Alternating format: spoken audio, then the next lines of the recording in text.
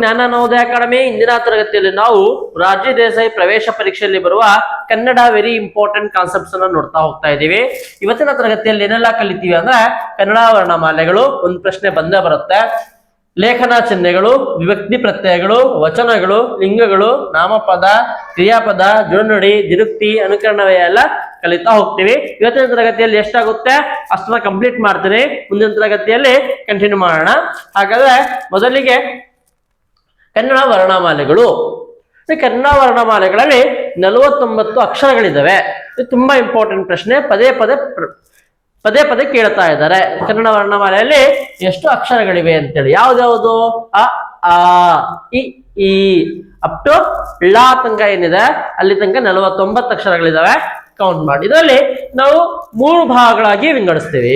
ಮೊದಲಿಗೆ ಸ್ವರಗಳು, ವ್ಯಂಜನಗಳು, ಯೋಗವಾಹಗಳು ಅಂತೇಳಿ. ಸ್ವರಗಳು ಅಂತಂದ್ರೆ ಏನು? ಸ್ವತಂತ್ರವಾಗಿ ಉಚ್ಚರಿಸುವ ಪದಗಳಿಗೆ ನಾವು, ಸ್ವತಂತ್ರವಾಗಿ ಉಚ್ಚರಿಸುವ ಅಕ್ಷರಗಳಿಗೆ ನಾವು ಸ್ವರಗಳು ಅಂತ ಹೇಳ್ತೀವಿ. ಆ ನೋಡಿ, ಸ್ವತಂತ್ರವಾಗಿ ಉಚ್ಚರಿಸುವ ಅಂದ್ರೆ ಅಕ್ಕಪಕ್ಕ ಯಾವ್ದು ಸೇರಿಸ್ಕೊಂಡಂಗೆ. ಇವಾಗ ನಾವು ಪ್ರೊನೌನ್ಸ್ ಮಾಡುವಾಗ ನೋಡಿ, ಕ ಅಂತ ಹೇಳಿದ್ರೆ ಗೆ ಆ ಸೇರ್ಕೊಂಡು ಕ ಆಗುತ್ತೆ, ಹೌದಲ್ವಾ? ಖಗೆ ಖ ಪ್ಲಸ್ ಅರ್ಧ ಖ ಪ್ಲಸ್ ಕ ಆ ಸೌಂಡ್ ಸೇರ್ಕೊಂಡು ಖ ಆಗುತ್ತೆ, ಹೌದ್ ಅಲ್ಲ? ಹೇಳಿ, ಕಿ ಅಂದ್ರೆ ಕ ಪ್ಲಸ್ ಇ ಸೇರಿಸ್ಕೊಂಡು ಕೀ ಆಗುತ್ತೆ. ಹಾಗಾಗಿ ಇಲ್ಲಿ ಸ್ವಾತಂತ್ರ್ಯವಾಗಿ ಯಾವುದು ಬಂದಿಲ್ಲ, 2 ಅಕ್ಷರ ಬಂದ ಇಲ್ಲ. ಅದೇ ತರ ಸ್ವಾತಂತ್ರ್ಯವಾಗಿ ಉಚ್ಚರಿಸುವ ನಾವು ಅಕ್ಷರಗಳು ಏನಿದಾವೆ ಅದಕ್ಕೆ ಸ್ವರಗಳು ಅಂತ ಹೇಳ್ತೀವಿ, ಆಯ್ತಾ? ಒಟ್ಟು ಸ್ವರಗಳು 13 ಇದ್ದಾವೆ. ಸರ್, ಇದರಲ್ಲಿ ಅಮ್ಮಹನು ಬರುತ್ತಲ್ಲ ಸರ್, ಅದನ್ನ ಸಪರೇಟ್ ಆಗಿ ಇಟ್ಟಿದೀವಿ. ಅದನ್ನ ಏನಂತೀವಿ ಅಂದ್ರೆ ಯೋಗವಾಹಗಳು ಅಂತ ಹೇಳ್ತೀವಿ. ಈ ಸ್ವರಗಳಲ್ಲಿ ಈ ತರ ಇದಾವಲ್ಲ, ಅಪ್ ಟು ಅವು ತನಕ ಏನಿದಾವೆ ಅವು ಸ್ವರಗಳಾಗ್ತವೆ. ಅಹ ಏನಿದೆ ಅದು ಯೋಗವಾಹಗಳಾಗ್ತವೆ. ಅದೇ ಯೋಗವಾಹಗಳಲ್ಲಿ 1 0 ಇದ್ರೆ ಅದಕ್ಕೆ ಅನುಸ್ವರ ಅಂತ ಹೇಳ್ತೀವಿ, 2 0 ಬಿಡಿದ್ರೆ ಅದಕ್ಕೆ ವಿಸರ್ಗ ಅಂತ ಹೇಳ್ತೀವಿ. ಹಾಗಾದ್ರೆ ಸ್ವರಗಳಲ್ಲಿ ಮತ್ತೆ ನಾವು ವಿಂಗಡಿಸ್ತೀವಿ 2, ಹಸ್ವರ ಮತ್ತೆ ದೀರ್ಘ ಸ್ವರ ಅಂತೇಳಿ. ಹೊಸ ಸ್ವರ ಅಂತಂದ್ರೆ ಏನು? 1 ಮಾತ್ರ ಕಾಲದಲ್ಲಿ ಉಚ್ಚರಿಸುವ ಅಕ್ಷರಗಳಿಗೆ. ದೀರ್ಘ ಸ್ವರ ಅಂದ್ರೆ 2 ಮಾತ್ರ ಕಾಲದಲ್ಲಿ ಉಚ್ಚರಿಸುವ ಅಕ್ಷರಗಳಿಗೆ ನಾವು ದೀರ್ಘ ಸ್ವರ ಅಂತ ಹೇಳ್ತೀವಿ. ಸರ್, ಏನ್ ಸರ್ 1 ಮಾತ್ರ ಕಾಲ ಅಂದ್ರೆ? ಇವಾಗ ನಾವು ನಮ್ಮ ಭಾಷೆಯಲ್ಲಿ 1 ಸೆಕೆಂಡ್ ಅಂತ ಹೇಳ್ತೀವಲ್ಲ, 1 ಸೆಕೆಂಡ್, ವಿತಿನ್ 1 ಸೆಕೆಂಡ್ ಅಂದ್ರೆ ಕಡಿಮೆ ಸಮಯ ತಗೊಂಡು ಬೇಗ ಅಷ್ಟೇ. ಅಂದ್ರೆ ಎಳಿಬೇಕಲ್ವಾ ಸ್ವಲ್ಪ, ಇ ಅಷ್ಟೇ. ಇದು ಈ ಅಂತ ಎಳಿಬೇಕಲ್ವಾ? ಇದು ಯಾವುದು? ಅ, ಇ, ಉ, ರು, ಎ, ಓ ಅವೆಲ್ಲ ಇದಾವಲ್ಲ, ಅವೆಲ್ಲವೂ ಕೂಡ ಹೃಸ್ವ ಸ್ವರಗಳು. ಅದ್ರಲ್ಲಿ ಮತ್ತೆ ದೀರ್ಘ ಸ್ವರಗಳಲ್ಲಿ ಆ, ಈ, ಉ, ಎ, ಐ, ಓ, ಔ. ಸರ್, ನಾವು ಇವಾಗ ಹೇಳಿದ್ರಿ ಸರ್, ನೀವು ಏನಂದ್ರೆ ಸ್ವರಗಳು ಅಂತ ಅಂದ್ರೆ ಸ್ವಾತಂತ್ರ್ಯವಾಗಿ ಉಚ್ಚರಿಸಬೇಕು, ಯಾವ್ದು ಅಕ್ಷರಗಳು ಸೇರ್ಕೊಂಡು ಮನಂಗ್ ಬರಬಾರ್ದು ಸರ್ ಅಂತ ಅಂದ್ರಿ. ಆದ್ರೆ ಇಲ್ಲಿ ಅಬ್ಸರ್ವ್ ಮಾಡಿ, ಹೇಳಿ, ಐ, ಔ, ಐ ಅಂದ್ರೆ ಆ, ಇ ಸೇರ್ಕೊಂಡು ಐ ಆಗ್ತಿದೆ ತಾನೆ, ಆಯ್ತಾ? ಇಲ್ಲಿ ಔ ಅಂದ್ರೆ ಆ, ಉ ಸೇರ್ಕೊಂಡು ಔ ಆಗ್ತಿದೆ ತಾನೆ. ಸ್ವರಗಳಲ್ಲಿ 2 ಕಲರ್ ಇದಾವೆ, ಆಯ್ತಾ? ಆ 2 ಅಕ್ಷರಗಳಿಗೆ ನಾವು ಸಂಧ್ಯಾಕ್ಷರಗಳು ಅಂತ ಹೇಳ್ತೀವಿ. ಸ್ವರಗಳೇ ಅದರಲ್ಲಿ, ಅದು ಆತರ ನಮಗೆ ಭಾಸ ಆಗುತ್ತೆ.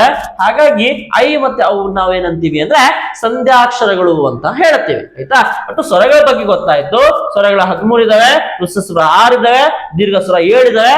ನಮಗೆ ಕನ್ಫ್ಯೂಷನ್ ಆದ್ರೆ ಈ ಐ ಮತ್ತೆ ಔ ಎಲ್ಲಿ ಸೇರಿಸಬೇಕು ಅಂತ ಕನ್ಫ್ಯೂಷನ್ ಆಗಬಹುದು. ಯಾಕಂದ್ರೆ ನಿಮಗೆ ಎಕ್ಸಾಮಿನೇಷನ್ ಅಲ್ಲಿ ನಾನು ಹೇಳಿದೆ ಅ, ಇ, ಉ, ಈ ಇದೆಲ್ಲ ಬಳಸ್ಬಿಡ್ತೀರಿ ನೀವು. ಐ ಮತ್ತೆ ಔ ಇದೆಯಲ್ಲ, ಮತ್ತೆ ರು, ಈ 3 ನಿಮಗೆ ಕನ್ಫ್ಯೂಷನ್ ಆಗ್ಬಹುದು. ನೋಡಿ, ರೂ ಇತ್ತು, ರೂ ತೆಗ್ದಾರ, ರು ಅಂದ್ರೆ ಸಣ್ಣ ರು ಅಂತ ಈಸಿಯಾಗಿ ಗೊತ್ತಾಗುತ್ತೆ. ಇಲ್ಲಿ ಉಳಿದಿದ್ದು ಐ ಮತ್ತೆ ಔ, ಇದು ದೀರ್ಘ ಸ್ವರದಲ್ಲಿ ಬರುತ್ತೆ. ನಿಮಗೆ ತುಂಬಾ ಸಿಕ್ಕಾಪಟ್ಟೆ ಟೈಮ್ ಕೇಳೋದು, ನಿಮಗೆ ಕನ್ಫ್ಯೂಷನ್ ಆಗೋದು ರು, ಐ, ಔ ಇದೇ ಕೇಳ್ತಾರೆ. ಐ ಇದು ಹೃಸ್ವ ಸ್ವರನ ದೀರ್ಘ ಸ್ವರನ ಅಂತ ಪ್ರಶ್ನೆ ಕೇಳ್ತಾರೆ. ಹಾಗಾಗಿ ಇದು ಕ್ಲಿಯರ್ ಆಗಿ ನೋಡ್ಕೋಬೇಕು, ಪ್ರಶ್ನೆ ಕೇಳ್ತಾರೆ. ಹಾಗಾದ್ರೆ ನೆಕ್ಸ್ಟ್ ಅದ್ರಲ್ಲಿ ಬರೋದು ಯೋಗವಾಹಗಳು 2. ಅಮ್ ಮತ್ತೆ ಅಹ, ಅಮ್ಮಿಗೆ ಅನುಸ್ವರ ಅಂತ ಹೇಳ್ತೀವಿ, ಹಾಗೆ ವಿಸರ್ಗ ಅಂತ ಹೇಳ್ತೀವಿ. ಹಂಗೆ ಕೆಳಗ್ ಬನ್ನಿ. ಕೆಳಗೆ ಬಂದ್ರೆ ವ್ಯಂಜನಗಳು ಒಟ್ಟು ಎಷ್ಟಿದಾವೆ? 34 ವ್ಯಂಜನಗಳಿದಾವೆ. ಅದರಲ್ಲಿ ಎರಡು ಭಾಗ ಮಾಡಿದ್ದಾರೆ, ಒಂದು ವರ್ಗೀಯ ಇನ್ನೊಂದು ಅವರ್ಗೀಯ. ನೋಡಿ ಮತ್ತಿಲ್ಲೂ ಗಣಿತ ಬಂತು. ವರ್ಗ ಕಲ್ತೀವಲ್ಲ, ವರ್ಗ ಅಂತಂದ್ರೆ ಏನು? 4 ಬಾಹುಗಳು ಅಥವಾ ಒಂದು ಚೌಕ ಅಂತಾನು ಹೇಳ್ತೀವಲ್ಲ, 4 ಬಾಹುಗಳು ಸಮ ಇದ್ರೆ ಅದಕ್ಕೆ ಚೌಕ ಅಥವಾ ವರ್ಗ ಅಂತ ಹೇಳ್ತೀವಿ. ಸರ್ ಈಗ ಕನ್ನಡದಲ್ಲಿ ಗಣಿತದ ಏನ್ ಸರ್ ಕೆಲಸ? ನೋಡಿ ನಾವು ಬರ್ದ್ರೆ ಕ ಖ ಗ ಘ ಜ್ಞ, ಈ ತರ ಚ ಛ ಜ ಝ ಜ್ಞ, ತ ಟ ಠ ಡ ಢ ಣ, ತ ಥ ದ ಧ ನ, ಎಷ್ಟು ಪ ಫ ಬ ಭ ಮ. ಇಲ್ಲಿ ಎಷ್ಟಿದಾವೆ? 5 ಇದಾವೆ. 1 2 3 4 5 ಇದಾವೆ. 1 2 3 4 5 ಇದಾವೆ. 1 2 3 4 5 ಇದಾವೆ. ಇವಾಗ ಅರ್ಥ ಆಯ್ತಾ ವರ್ಗೀಯ ವ್ಯಂಜನ ಅಂತ ಯಾಕೆ ಮಾಡಿದ್ರೆ? ಅದಕ್ಕೆ ಅಂದ್ರೆ ವರ್ಗದ ರೂಪದಲ್ಲಿ ಇಟ್ಟಿದ್ದಾರೆ, ಹಾಗಾಗಿ ಅದನ್ನ ವರ್ಗೀಯ ವ್ಯಂಜನಗಳು ಅಂತ ಮಾಡಿದ್ದಾರೆ. ಆಯ್ತಾ? ವರ್ಗೀಯ ವ್ಯಂಜನಗಳು 25 ಇದಾವೆ. ಹೇಳದ್ನಲ್ಲ, 5 5 5 5 ಎಲ್ಲಾ ಕಡೆಯಿಂದ ಕೌಂಟ್ ಮಾಡಿದ್ವಿ, 5 ಇರ್ತವೆ. 5 × 5 25 ವರ್ಗೀಯ ವ್ಯಂಜನ ಇದಾವೆ. ಯಾವ್ದು ಸರ್ ವರ್ಗೀಯ ವ್ಯಂಜನಗಳು? ಕ ಖ ಗ ಘ ಜ್ಞ, ಚ ಛ ಜ ಝ ಜ್ಞ, ಟ ಠ ಡ ಢ ನ, ತ ಥ ದ ಧ ನ, ಪ ಫ ಬ ಭ ಮ. ನೋಡಿ ಇನ್ನು ಒಂದೊಂದ್ ಸಾಲಿಗೂ ಕೂಡ ನಾವು ನೋಡಿ ನಮ್ಮ ಹಳೆ ಕಾಲ ಯಾರೆಲ್ಲ ಅಕ್ಷರಗಳು ಮಾಡಿದ್ದಾರೆ ತುಂಬಾ ಯೋಚನೆ ಮಾಡಿ ಸಿಕ್ಕಾಪಟ್ಟೆ ಅದ್ರ ಮೇಲೆ ರಿಸರ್ಚ್ ಮಾಡಿದ್ದಾರೆ. ನಾವು ಒಂದೊಂದ್ ಸೆಂಟೆನ್ಸಿಗೂ ಹೇಳ್ತಾ ಹೋಗ್ಬೋದು, ವಾಯ್ಸ್ ಎಲ್ಲ ತಗೋಬೇಕು, ನಾಲ್ಗೆಲ್ ಟಚ್ ಆಗ್ಬೇಕು, ಅದೆಲ್ಲ ಹೇಳ್ತಾ ಹೋಗ್ಬೋದು. ನಮ್ಮ ಪ್ರವೇಶ ಪರೀಕ್ಷೆಯಲ್ಲಿ ಎಷ್ಟು ಬರುತ್ತೆ ಅಷ್ಟು ಹೇಳ್ತಾ ಹೋಗ್ತಾ ಇದ್ದೀನಿ. ವರ್ಗೀಯ ವ್ಯಂಜನಗಳಲ್ಲಿ 25 ವರ್ಗೀಯ ವ್ಯಂಜನಗಳಿದಾವೆ. ಆ ವರ್ಗೀಯ ವ್ಯಂಜನಗಳಲ್ಲಿ ನಾವು ಎರಡನ್ನ ನೋಡ್ತೀವಿ. ಯಾವುದು? ಅಲ್ಪ ಪ್ರಾಣ, ಮಹಾಪ್ರಾಣ ಮತ್ತೆ ಅನುನಾಸಿಕ ನೋಡ್ತೀವಿ. ಅದು ಹೇಗೆ ನೋಡ್ತೀವಿ ಅಂತಂದ್ರೆ ಅದು ಸಾಲು, ಅಂದ್ರೆ ಫಸ್ಟ್ ಸಾಲು, 2ನೇ ಸಾಲು, 3ನೇ ಸಾಲು, 4ನೇ ಸಾಲು, 5ನೇ ಸಾಲು. ಮೊದಲನೇ ಸಾಲು ಯಾರು ಬರ್ತಾರೆ? ಕ ಚ ಟ ತ ಪ. ಇವೆಲ್ಲವೂ ಕೂಡ ಯಾವುದು? ಅಲ್ಪ ಪ್ರಾಣ. ಅಲ್ಪ ಪ್ರಾಣ ಅಂದ್ರೆ ಏನು? ಅಲ್ಪ ಸಣ್ಣಕ್ಕೆ, ಸ್ವಲ್ಪ, ಪ್ರಾಣ ಅಂದ್ರೆ ಉಸಿರು. ಸ್ವಲ್ಪ ಉಸಿರು ತಗೊಂಡು ಹೇಳೋದಕ್ಕೆ ನಾವೇನಂತೀವಿ? ಅಲ್ಪ ಪ್ರಾಣ ಅಂತ ಹೇಳ್ತೀವಿ. ಮಹಾ ಅಂದ್ರೆ ಜಾಸ್ತಿ, ಪ್ರಾಣ ಉಸಿರು, ಜಾಸ್ತಿ ಉಸಿರು ತಗೊಂಡು ಹೇಳೋದಕ್ಕೆ ನಾವೇನಂತೀವಿ? ಮಹಾಪ್ರಾಣ ಅಂತ ಹೇಳ್ತೀವಿ. ಅಲ್ಪ ಪ್ರಾಣ 2 ಲೈನ್ ಬರ್ತವೆ, ಕ ಚ ಟ ತ ಪ. ಖ ಲೈನ್ ಬರಲ್ಲ, ಮತ್ತೆ ಗ ಜ ಇನ್ನೊಂದು ಲೈನ್ ಇದೆಯಲ್ಲ ಆ ಲೈನ್ ಬರುತ್ತೆ. ಆಯ್ತಾ? ಇನ್ನೊಂದು ಗ ಜ ಡ ದ ಬ ಈ ಲೈನ್ ಬರುತ್ತೆ. ಆಯ್ತಾ? ಇದೆರಡು ಲೈನ್ ಏನು? ಅಲ್ಪ ಪ್ರಾಣ, ಕಡಿಮೆ ಉಸಿರಿನಿಂದ ಹೇಳೋ ಅಕ್ಷರಗಳಿಗೆ ನಾವು ಅಲ್ಪ ಪ್ರಾಣ ಅಂತ ಹೇಳೋದು. ಮಹಾಪ್ರಾಣ, ಅಲ್ಪ ಪ್ರಾಣ 10 ಇದಾವೆ, ಮಹಾಪ್ರಾಣ 10 ಇದಾವೆ. ಖ ಘ ಛ ಸೆಕೆಂಡ್ ಲೈನ್ ಮತ್ತೆ 4ನೇ ಲೈನ್. ನಾನು ಹೇಳ್ತಿರೋದು ಅರ್ಥ ಆಗ್ತಿಲ್ಲ. ಐ ಬರ್ಕೊಂತೀರಿ ನೀವು, ಐ ಬರ್ಕೊಂಡ್ರೆ ಫಸ್ಟ್ ಕ ಖ ಗ ಘ ಜ್ಞ ಅಂತ ಲೈನ್ ಇದೆಯಲ್ಲ, ಕ ಲೈನ್ ಫಸ್ಟ್ ಲೈನ್ ಇದೆ ಅಲ್ಪ ಪ್ರಾಣ, ಸೆಕೆಂಡ್ ಲೈನ್ ಮಹಾಪ್ರಾಣ, ಥರ್ಡ್ ಲೈನ್ ಅಲ್ಪ ಪ್ರಾಣ, ಫೋರ್ತ್ ಲೈನ್ ಮಹಾಪ್ರಾಣ. ಅದು 10, ಅದು 10, 25. ಇನ್ನು 5 ಉಳಿತಲ್ಲ. ಇನ್ನು 5 ಯಾವುದು? ಅನುನಾಸಿಕ. ಅನುನಾಸಿಕ ಅಂದ್ರೆ ಮೂಗಿನ ಸಹಾಯದಿಂದ. ಮೂಗಿನ ಸಹಾಯ ಇಲ್ಲ ಅಂದ್ರೆ ಆ ಅಕ್ಷರಗಳು ಹೇಳಕ್ ಬರಲ್ಲ. ನೋಡಿ ಜ್ಞ ಜ್ಞ ನ ನ ಮ ಅವೆಲ್ಲ ಇದಾವಲ್ಲ, ಮೂಗಿನ ಸಹಾಯದಿಂದ ಹೇಳುವ ಅಕ್ಷರಗಳಿಗೆ ನಾವು ಅನುನಾಸಿಕ ಅಂತ ಹೇಳ್ತೀವಿ.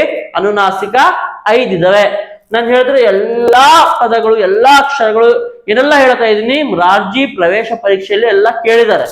ಹಾಗಾಗಿ ಇದೊಂದು ನೀವು ನೆನ್ಪಿಟ್ಕೊಂಡ್ರೆ ಖಂಡಿತ 1 or 2 ಮಾರ್ಕ್ಸ್ ಬಂದೇ ಬರುತ್ತೆ. ಹಾಗಾಗಿ ಇದೆಲ್ಲ ನೆನ್ಪಿಟ್ಕೋಬೇಕು. PDF ನೋಟ್ಸ್ ನಿಮಗೆ ಬೇಕು ಅಂದ್ರೆ ಈ ನಂಬರ್ಗಳಿಗೆ ನೀವು ಒಂದು ಮೆಸೇಜ್ ಮಾಡಿದ್ರೆ ನಿಮ್ಮ ಹೆಸರನ್ನ PDF ನೋಟ್ಸ್ ನಿಮಗೆ ಸಿಗುತ್ತೆ. ಆಯ್ತಾ? ಆಮೇಲೆ ಇನ್ನೊಂದಿದೆ ವರ್ಗೀಯ. ಆಯ್ತು, ಅವರ್ಗೀಯ ವ್ಯಂಜನ ಅಂತ ಇದೆ. ಅವರ್ಗೀಯ ವ್ಯಂಜನ ಅಂದ್ರೆ ವರ್ಗದಲ್ಲಿ ಸೇರಿಸಲಾಗದ ಏನ್ ಅಕ್ಷರಗಳಿದಾವೆ ಎಕ್ಸ್ಟ್ರಾ, ಅವೆಲ್ಲವೂ ಅವರ್ಗೀಯ ವ್ಯಂಜನಗಳು ಅಂತ ಹೇಳ್ತೀವಿ. ಆ ವರ್ಗೀಯ ವ್ಯಂಜನಗಳು 9 ಇದಾವೆ. ಯ ರ ಲ ವ ಶ ಶ ಸ ಹ ಳ. ಇದು 9 ಇದಾವೆ. ಅರ್ಥ ಆಗ್ತಿದೆಯಾ? ಇದಿಷ್ಟು ರಾಜ್ಯ ಪ್ರವೇಶ ಪರೀಕ್ಷೆಯಲ್ಲಿ ಕೇಳೋದು. ಒಂದ್ಸಲ ನೀಟಾಗಿ ಇನ್ನೊಂದ್ಸಲ ನೋಡ್ಕೊಬಿಡ್ರಿ. ಕನ್ನಡ ವರ್ಣಮಾಲೆ 49 ಇದ್ದಾವೆ. ಅದರಲ್ಲಿ 3 ಭಾಗ ಮಾಡಿದ್ದಾರೆ. ಸ್ವರಗಳು, ನೆಕ್ಸ್ಟ್ ವ್ಯಂಜನಗಳು, ಯೋಗವಾಹಗಳು. ಸ್ವರಗಳು 13, ವ್ಯಂಜನಗಳು 34, ಯೋಗವಾಹಗಳು 2. ಸ್ವರಗಳಲ್ಲಿ 2 ವಿಧ, ಹೃಸ್ವಸ್ವರ ಮತ್ತೆ ದೀರ್ಘಸ್ವರ. ಹೃಸ್ವಸ್ವರ 6 ಇದಾವೆ, ದೀರ್ಘಸ್ವರ 7 ಇದಾವೆ. ಹೃಸ್ವಸ್ವರ ಅಂತ ಅಂದ್ರೆ ಒಂದು ಮಾತ್ರ ಕಾಲದಲ್ಲಿ ಉಚ್ಚರಿಸುವ ಅಕ್ಷರಗಳು ಅ ಇ ಉ ರು ಎ ಓ. ದೀರ್ಘಸ್ವರ ಅಂದ್ರೆ 2 ಮಾತ್ರ ಕಾಲದಲ್ಲಿ ಉಚ್ಚರಿಸುವ ಅಕ್ಷರಗಳು ಆ, ಈ, ಉ, ಎ, ಐ, ಓ, ಔ ಇವು ದೀರ್ಘ ಸ್ವರಗಳು. ಇನ್ನು ಪೃಥ ಸ್ವರ ಅಂತ ಬರುತ್ತೆ, ಅದು 100 ಅಥವಾ ಅದಕ್ಕಿಂತ ಜಾಸ್ತಿ ಮಾತ್ರ ಕಾಲದಲ್ಲಿ ಉಚ್ಚರಿಸುವ ಅಕ್ಷರಗಳು. ನಮ್ಮ ಇದ್ರಲ್ಲಿ ಬರಲ್ಲ, ಅದು ಎಕ್ಸ್ಟ್ರಾ ಬರ್ತೀವಿ, ಅಬ್ಬಾ ಅಯ್ಯಯ್ಯೋ ಅಂತ ಎಳಿತೀವಲ್ಲ ಅದು ಬರುತ್ತೆ. ನಮಗೆ ಬೇಕಾಗಿದ್ದಷ್ಟೇ ತಗೊಂಡಿದ್ದೀನಿ, ಅಷ್ಟನ್ನು ನೋಡಿ. ನೆಕ್ಸ್ಟ್ ಬರುತ್ತೆ ಯೋಗವಾಹಗಳು. ಯೋಗವಾಹಗಳು 2, ಅನುಸ್ವರ ಮತ್ತೆ ವಿಸರ್ಗ. ಅನುಸ್ವರ ಅನುಸ್ವರ, ಅಹ ವಿಸರ್ಗ. ಆಯ್ತಾ? ವ್ಯಂಜನಗಳು 34, ವರ್ಗೀಯ ವ್ಯಂಜನಗಳು 25, ಅವರ್ಗೀಯ ವ್ಯಂಜನಗಳು 9. ವರ್ಗೀಯ ವ್ಯಂಜನದಲ್ಲಿ 3 ಭಾಗ ಮಾಡ್ತೀವಿ: ಅಲ್ಪ ಪ್ರಾಣ, ಮಹಾಪ್ರಾಣ, ಅನುನಾಸಿಕ. ಅಲ್ಪ ಪ್ರಾಣ ಅಂತಂದ್ರೆ ಕಡಿಮೆ ಉಸಿರಲ್ಲಿ ಹೇಳೋದು ಅಲ್ಪ ಪ್ರಾಣ, ಜಾಸ್ತಿ ಉಸಿರು ತಗೊಂಡು ಹೇಳೋದು ಮಹಾಪ್ರಾಣ. ಅಲ್ಪ ಪ್ರಾಣ 10 ಇದಾವೆ, ಮಹಾಪ್ರಾಣ 10 ಇದಾವೆ. ಮೂಗಿನ ಸಹಾಯದಿಂದ ಹೇಳೋದು ಅನುನಾಸಿಕ 5 ಇದಾವೆ. ಅವರ್ಗೀಯ ವ್ಯಂಜನಗಳು 9 ಇದಾವೆ: ಯಾರ, ಲಾವ, ಶಾಶ, ಸಾಹ, ಳ. ಕ್ಲಿಯರ್ ಆಯ್ತಾ? ಹಾಗಾದ್ರೆ ಮುಂದೆ ಹೋಗೋಣ. ನೆಕ್ಸ್ಟ್ ನಮಗೆ ಲೇಖನ ಚಿಹ್ನೆಗಳು ಕೇಳ್ತಾರೆ ಪ್ರಶ್ನೆ. ಆಯ್ತಾ? ಲೇಖನ ಚಿಹ್ನೆಗಳಲ್ಲಿ ಪೂರ್ಣ ವಿರಾಮ, ಫುಲ್ ಸ್ಟಾಪ್, ಚುಕ್ಕಿ ಇಡ್ತೀವಿ, ಇದು ಫುಲ್ ಸ್ಟಾಪ್. ಯಾವಾಗ ಸೆಂಟೆನ್ಸ್ ಮುಗ್ದಿದೆ, ಶಕೀಲ್ ಸರ್ ಗಣಿತ ಶಿಕ್ಷಕರು, ಕನ್ನಡ ಮಾಡ್ತಾ ಇದ್ದೀನಿ, ಕನ್ನಡ ಶಿಕ್ಷಕರು ಅಂತ ಹೇಳಿ ಫಿನಿಶ್ ಆಯ್ತು, ಲೈನ್ ಫುಲ್ ಸ್ಟಾಪ್. ಆಯ್ತಾ? ನಿಮಗೆ ಸೆಂಟೆನ್ಸ್ ಕೊಡ್ತಾರೆ. ರಾಮನು ಕಾಡಿಗೆ ಹೋದನು, ಇಲ್ಲಿ ಬಳಸಬಹುದಾದ ಲೇಖನ ಚಿಹ್ನೆ ಫುಲ್ ಸ್ಟಾಪ್ ಅಂದ್ರೆ ಪೂರ್ಣ ವಿರಾಮ. ಅಲ್ಪ ವಿರಾಮ ಕಾಮ, ಇಲ್ಲೇ ಇದೆ ನೋಡಿ, ಕಾಮ ಹಿಂಗ ಹಾಕ್ತಿವಿ. ಕಾಮ ಯಾವಾಗ ಬಳಸ್ತೀವಿ? ಇವಾಗ ನಾನು ಇನ್ನೂ ಸೆಂಟೆನ್ಸ್ ಹೇಳ್ತಾ ಇದ್ದೀನಿ, ಅಥವಾ ಶಕೀಲ್ ಸರ್, ಮಂಜು ಸರ್, ಮತ್ತೆ ರಮೇಶ್ ಸರ್, ಗಣೇಶ್ ಸರ್ ಅಂತ ಹೇಳಿ ಹೇಳ್ತೀವಲ್ಲ. ಶಕೀಲ್ ಸರ್ ಕಾಮ, ಮಂಜು ಸರ್ ಕಾಮ, ಗಣೇಶ್ ಸರ್ ಕಾಮ, ಹಿಂಗೆ ಕಾಮ ಕಾಮ ಕಾಮ ಇಡ್ತಾ ಹೋಗ್ತೀವಿ. ಅಲ್ಪ ವಿರಾಮ. ಅಥವಾ ಸೆಂಟೆನ್ಸ್ ಹೇಳ್ಬೇಕಾದ್ರೆ ಇನ್ನು ಅದ್ರ ಬಗ್ಗೆನೇ ಸೆಂಟೆನ್ಸ್ ಹೇಳ್ತಾ ಇದೀವಿ. ರಾಮನು ಕಾಡಿಗೆ ಹೋದನು, ಅಲ್ಲಿ ಹೋದನು ಮುಗೀತು, ಅಲ್ಲಿಗೆ ಮುಗೀತು. ಏನಾದ್ರೂ ನಾನು ಅದೇ ಸೆಂಟೆನ್ಸ್ ಕಂಟಿನ್ಯೂ ಮಾಡ್ತಾ ಇದ್ರೆ, ಶಕೀಲ್ ಸರ್ ಕಾಫಿ, ಟೀ ಎರಡೂ ಕುಡಿಯುವುದಿಲ್ಲ. ನೋಡಿ, ಕಾಫಿ ಮತ್ತೆ ಟೀ, ಕಾಫಿಗೆ ಫುಲ್ ಸ್ಟಾಪ್, ಕಾಫಿ ಕುಡಿಯೋದಿಲ್ಲ ಆದ್ರೆ ಅಲ್ಲಿಗೆ ಫುಲ್ ಸ್ಟಾಪ್ ಇಡ್ತಾ ಇದ್ವಿ. ಕಾಫಿ ಕಾಮ, ಟೀ ಕುಡಿಯುವುದಿಲ್ಲ ಅಂದ್ರೆ ನಾವು ಸೆಂಟೆನ್ಸ್ ಕಂಟಿನ್ಯೂ ಮಾಡ್ತಾ ಇದೀವಿ ಅಂತ ಅಂದ್ರೆ ಅಲ್ಲಿ ನಾವು ಅಲ್ಪ ವಿರಾಮವನ್ನ ಇಡ್ತೀವಿ. ಅಲ್ಪ ವಿರಾಮ. ನೆಕ್ಸ್ಟ್ ಅರ್ಧ ವಿರಾಮ, ಸೆಮಿಕೋಲನ್. ನೋಡಿ, ಒಂದು ಚುಕ್ಕಿ ಇಟ್ಟು ಒಂದು ಹಿಂಗಿಡ್ತೀವಿ ಅಂದ್ರೆ ಅದ್ರ ಬಗ್ಗೆನೇ ಹೇಳ್ತಾ ಇದ್ದೆ. ನೋಡಿ, ಕಾಮ ಬೇರೆ, ಸೆಮಿಕೋಲನ್ ಬೇರೆ. ಇಲ್ಲಿ ಕಾಮ ನಾನು ಹೇಳ್ದೆ, ಶಕೀಲ್ ಸರ್, ಗಣೇಶ್ ಸರ್, ಅಲ್ಲಿ ಕಾಮ ಕಾಮ. ಇಲ್ಲಿ ಸೆಂಟೆನ್ಸ್ಗಳು ಹೇಳ್ತಾ ಇದ್ದೀನಿ. ಸೆಂಟೆನ್ಸ್ಗಳು ಹೇಳ್ಬೇಕಾದ್ರೆ 2, 3, 4 ಸೆಂಟೆನ್ಸ್ ಕನೆಕ್ಟ್ ಮಾಡ್ಬೇಕಾದ್ರೆ ಅದನ್ನ ಸೆಮಿಕೋಲನ್ ಬಳಸ್ತೀವಿ. ನೆಕ್ಸ್ಟ್ ನಮಗೆ ತುಂಬಾ ಇಂಪಾರ್ಟೆಂಟ್ ಕ್ವಶನ್ ಮಾರ್ಕ್. ನಮಗೆ ಪೂರ್ಣ ವಿರಾಮ, ಅಲ್ಪ ವಿರಾಮ, ಕ್ವಶನ್ ಮಾರ್ಕ್ ಸಿಕ್ಕಾಪಟ್ಟೆ ಕೇಳೋದು, ಅದಕ್ಕಿಂತ ಜಾಸ್ತಿ ಕೇಳೋದು ಆಶ್ಚರ್ಯ ಸೂಚಕ. ಇದಿಷ್ಟು ತುಂಬಾ ಕೇಳ್ತಾರೆ. ಆಯ್ತಾ? ಇಲ್ಲಿ ಪ್ರಶ್ನಾರ್ಥಕ ಚಿಹ್ನೆ, question mark. What is your name? ನಿನ್ನ ಹೆಸರೇನು? ನಾನು ಏನ್ ಮಾಡ್ತಾ ಇದ್ದೀನಿ? ಪ್ರಶ್ನೆ. ನೀವು ಕನ್ನಡ ಕಲ್ತಿದ್ದೀರಾ? ಪ್ರಶ್ನೆ. ರಾಜ್ಯ ಪ್ರವೇಶ ಪರೀಕ್ಷೆಗೆ ಪ್ರಾಕ್ಟೀಸ್ ಮಾಡ್ತಾ ಇದ್ದೀರಾ? ಪ್ರಶ್ನೆ. ಯಾವಾಗೆಲ್ಲ ಪ್ರಶ್ನೆ ಕೇಳ್ತೀವಿ ಅವಾಗ ನಾವು ಪ್ರಶ್ನಾರ್ಥಕ ಚಿಹ್ನೆ, ಕ್ವಶನ್ ಮಾರ್ಕ್ ಅನ್ನ ಬಳಸ್ತೀವಿ. ಆಶ್ಚರ್ಯ ಸೂಚಕ, ಫುಲ್ ಖುಷಿ, ವಾವ್ ಎಷ್ಟು ಚಂದ ಇದೆ ಅಲ್ಲ, ನಾವು ಖುಷಿಯಾಗಿ ಹೇಳ್ತಾ ಇದೀವಿ. ಅಯ್ಯೋ ಪಾಪ ಸತ್ತೋದ್ನಂತೆ, ತುಂಬಾ ದುಃಖದಲ್ಲಿ ಹೇಳ್ತಾ ಇದೀವಿ. ಶಾಕಿಂಗ್ ಅಲ್ಲಿ, ಹೌದಾ ಹಿಂಗಾಯ್ತಾ, ತುಂಬಾ ಶಾಕಿಂಗ್ ಅಲ್ಲಿ ಹೇಳ್ತೀವಿ.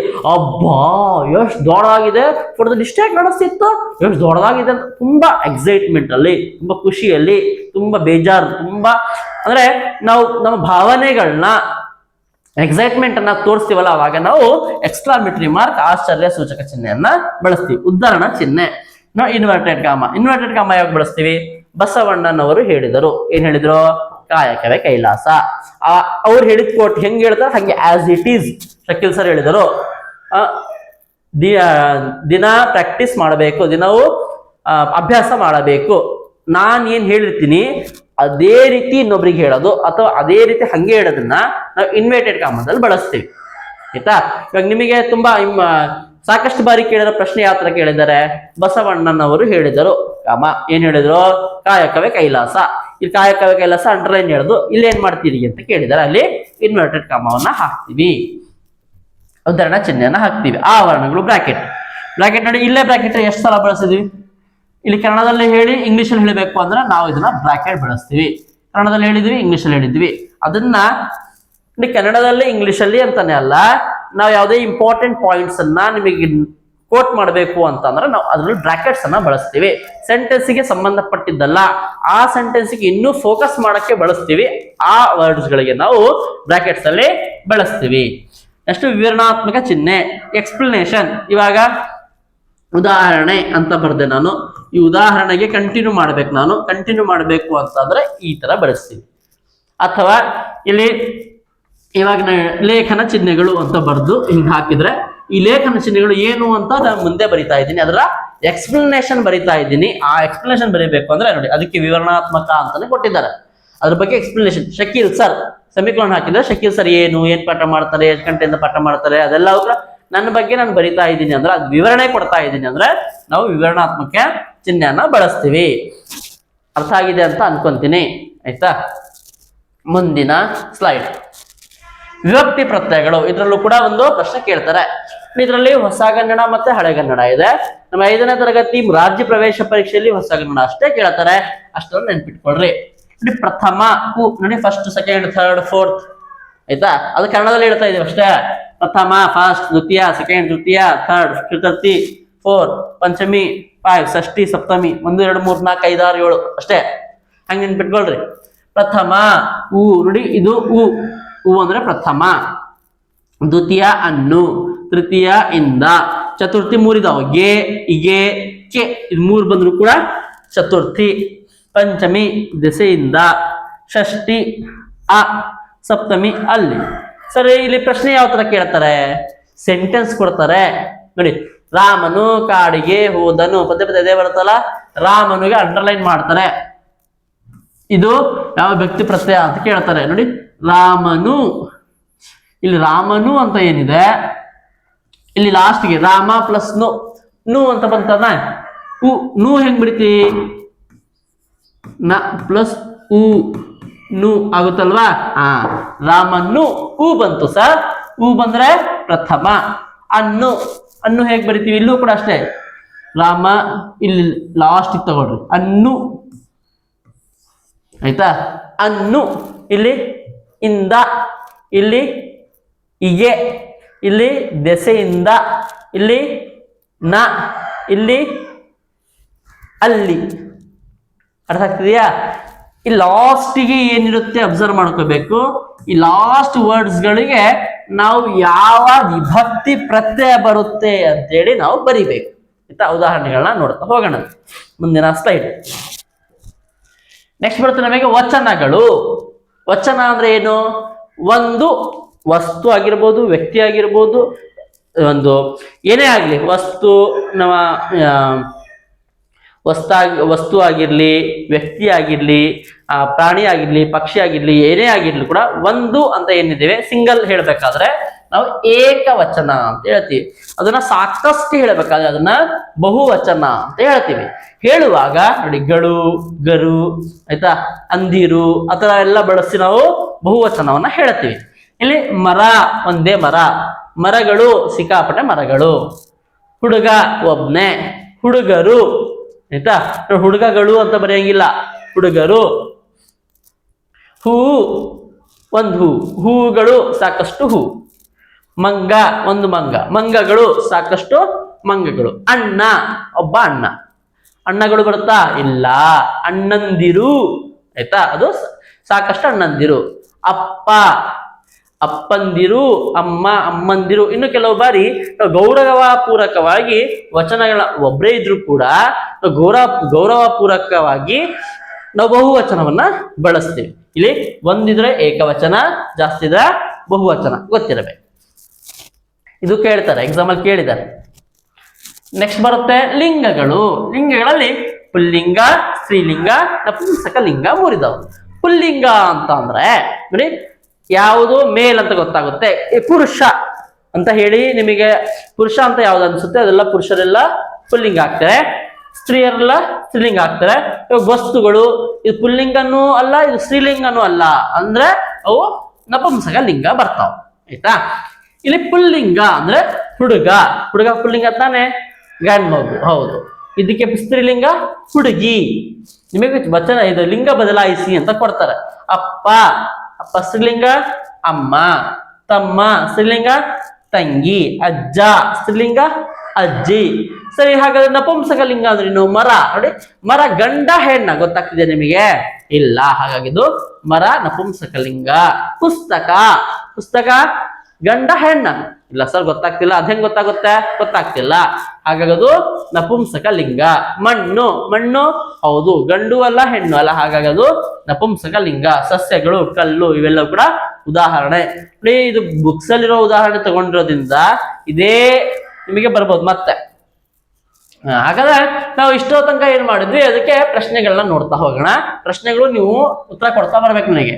ಕನ್ನಡ ವರ್ಣಮಾಲೆ ಇರುವ ಕನ್ನಡ ವರ್ಣಮಾಲೆಯಲ್ಲಿರುವ ಮಹಾಪ್ರಾಣ ಅಕ್ಷರಗಳು. ಫಸ್ಟ್ ಸ್ಲೈಡ್ ಕೊಟ್ಟಿದ್ದು ನೆನ್ಪು ಮಾಡ್ಕೋಬೇಕು. ಹೆಂಗಿತ್ತು ಸ್ಲೈಡು? ಸ್ವರಗಳೆಲ್ಲಿತ್ತು, ವ್ಯಂಜನಗಳೆಲ್ಲಿತ್ತು, ಯೋಗವಾಹಗಳಿತ್ತು, ನೆನ್ಪು ಮಾಡ್ಕೋಬೇಕು. ಹೌದು, ಮಹಾಪ್ರಾಣ ಎಷ್ಟು ಇದ್ವು ಸರ್ ಅಲ್ಲಿ? 10 ಇದ್ವು. Very good. ಕನ್ನಡ ವರ್ಣಮಾಲೆಯಲ್ಲಿರುವ ಅವರ್ಗೀಯ ವ್ಯಂಜನಗಳು ಯಾವ್ದ್ಯಾವುದು? ನೋಡಪ್ಪ, ಅವರ್ಗೀಯ ವ್ಯಂಜನಗಳು ಯಾವ್ದ್ಯಾವುದು? ಎಸ್. ಯಾ, ರಾ, ಲಾ, ವಾ, ಶ, ಶ, ಸ, ಹ, ಳ. ಆಯ್ತಾ? ಅಬ್ಬಾ,